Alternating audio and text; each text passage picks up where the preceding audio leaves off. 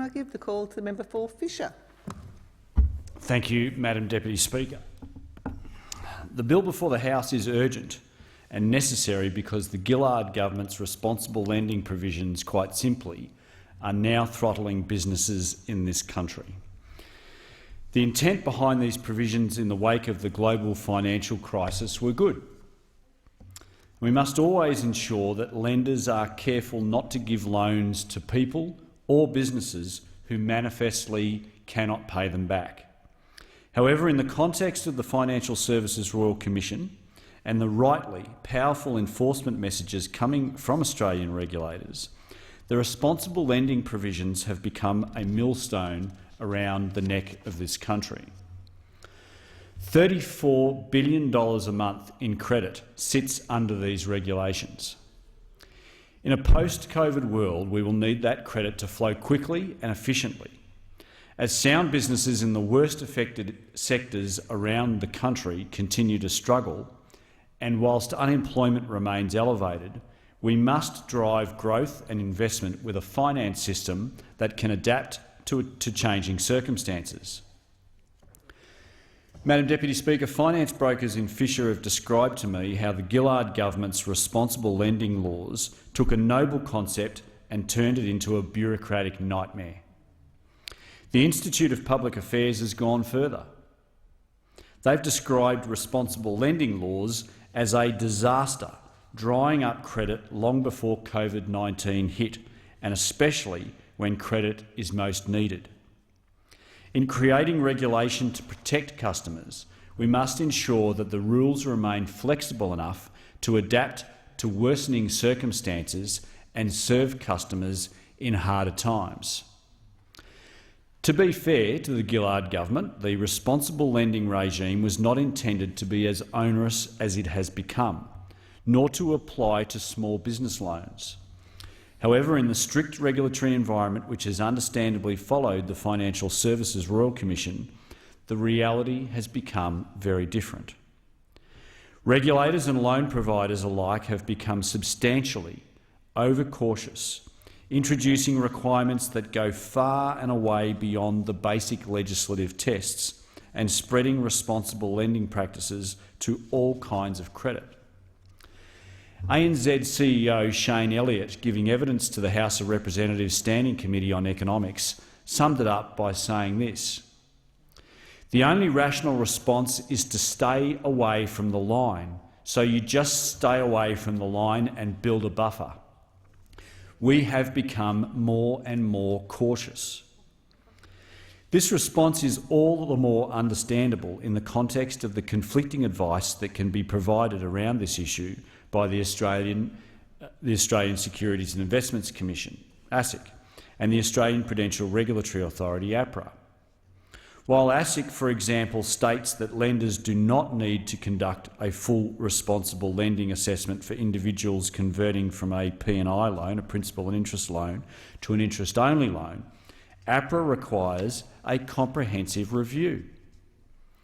According to Mr Elliott's evidence, the Australian Financial Complaints Authority takes its own third approach to responsible lending. Even Reserve Bank Governor Philip Lowe agreed that this system needs to be revised. As he said during the aforementioned inquiry, "The principles in the legislation, I think, are sound, but the way we've translated those principles into reality, I think, needs looking at again." He went on a portfolio basis, we want the banks to make some loans that actually go bad, because if a bank never makes a loan that goes bad, it means it's not extending enough credit. Madam Deputy Speaker, we need legislative clarity to replace the increasingly complex guidance provided by regulators and get the flow of credit moving again. I cannot stress how important this is for Australian businesses today. Of particular concern are the extreme practices which have been introduced by ASIC's guidance on lending obligations to verify the information that they're provided with. ASIC has introduced some 90 pages of guidance, 90 pages of guidance, with detailed processes which go far beyond the original intention of this legislation and, in effect, force many lenders to examine every line on customers' bank statements.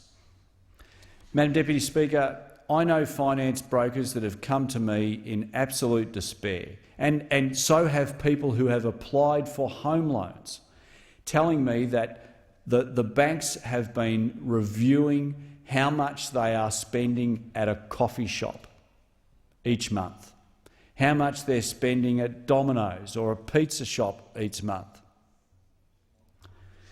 Applications for finance can now take 8 weeks to assess, with more than half of that time spent trawling through existing expenses, which tell us little or nothing about an individual's capacity to pay. Anyone who has ever taken out a mortgage knows that your lifestyle, when you have the debt, is very different to what you have experienced before. Justice Perham of the Federal Court expressed this truth very colourfully when he said, "I may eat Wagyu beef every day, washed down with the finest Shiraz, but if I really want my new home, I can make do on much more modest fare. Without additional information, I do not consider that it is possible to accept that the consumer's declared living expenses tell one anything about their capacity to meet the repayments under the loan." Yet it is exactly this kind of detail which currently makes the difference between whether a hard-working family can get a loan or not, and can even impact the flow of much-needed credit to a local small business. In the process, given the number of new loans issued each year, this approach is undoubtedly adding tens of millions of dollars to the cost of getting finance at a time when it has never been more needed. And, Madam Deputy Speaker, I'd invite you and anybody else that may be listening to this to just think for a moment. Just think for a moment what happens to Australian businesses and Australians when they can't get finance. They can't buy a car, they can't buy a house, they can't buy earth-moving equipment, they can't buy that new piece of equipment for their business. That new piece of equipment for their business that might drive innovation. That's what happens when we overcomplicate this system. The bill before the House will cut that cost and get credit moving again by removing the existing inflexible, responsible lending obligations from those larger lenders offering home and business loans that are in many cases already being regulated by APRA. In the case of non-bank lenders who are not, the bill will give the Minister the powers to determine new lending standards which will align with APRA's requirements. Under the new standards, lenders large and small will still be required to maintain strong consumer protections, to run appropriate credit assessments and to examine their customers' capacity to pay. However, the bill will allow lenders to apply flexible processes which are appropriate to the borrower and the type of product offered. It will also allow them to rely on the information provided by consumers unless there is reasonable grounds for believing it to be unreliable. This will remove the sword hanging over the heads of those who write loans and streamline the approvals process to deliver faster and fairer outcomes for all Australians. However, while freeing up the flow of credit and ensuring that lenders can support our economic recovery, the bill also strengthens the protections available to vulnerable consumers. Small amount credit contracts, or so-called payday loans, are disproportionately taken out by low-income Australians. These individuals are at particular risk from unscrupulous lending practices and from the spirals of debt and fees that can too often result from their use. So the bill before the House protects these consumers by prohibiting small amount credit contract providers from charging monthly fees after a small amount credit contract is discharged. It also requires that these payday loans have equal repayments and equal repayment intervals so that repayments are clear and predictable upfront, and they do not increase unexpectedly.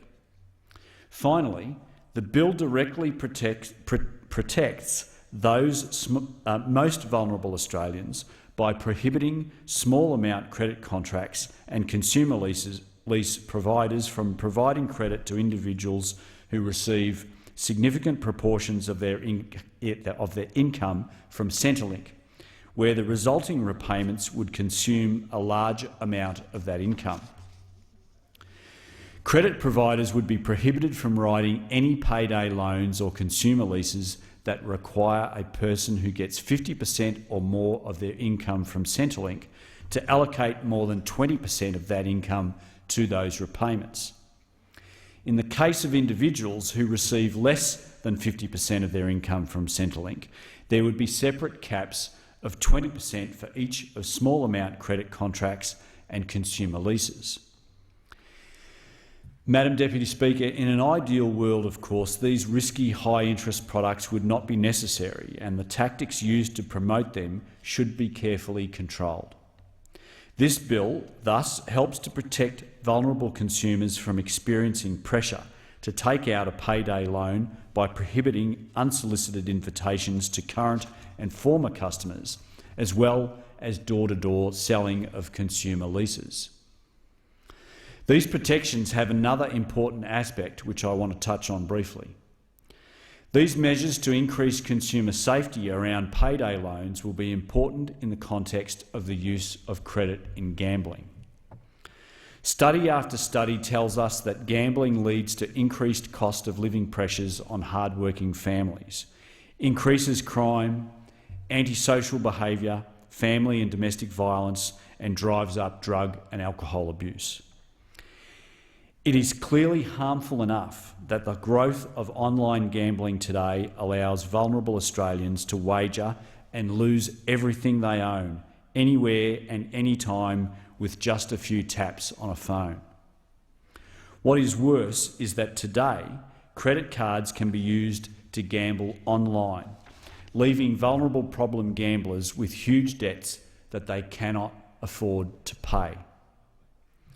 As I've said, I believe we need to close this loophole. However, it is not the only way that credit can be used to facilitate gambling. Payday loans provide a destructive fallback option for problem gamblers who bet and lose more than they can afford ahead of their next paycheck. The use of these loans can spiral if unchecked, effectively facilitating gambling harms through short-term credit. The welcome provisions in this bill extending the responsible lending requirements for these loans and introducing new regulations to limit the proportion of income that those receiving income from Centrelink can spend on their credit contracts will help in particular to minimise the likelihood of these gambling-fuelled debt spirals in the future.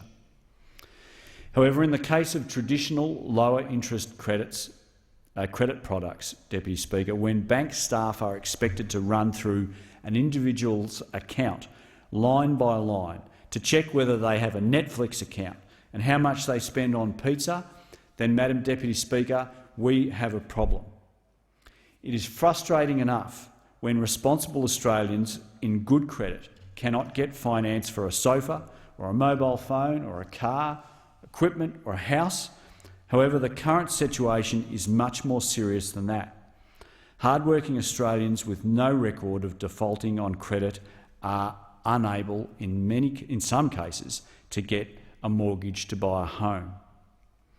Successful construction businesses in my electorate of Fisher cannot get a loan to buy much-needed equipment which will help them grow their own business.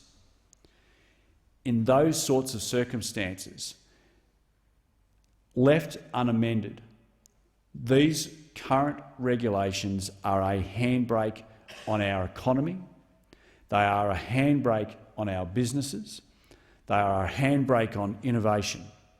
And in an environment where we are all collectively trying to assist businesses, giving them a leg up, giving Australians a leg up to claw our way out of this pandemic, we need to do everything we possibly can in this place to facilitate that economic growth. This bill will do just that, and I commend it to the House.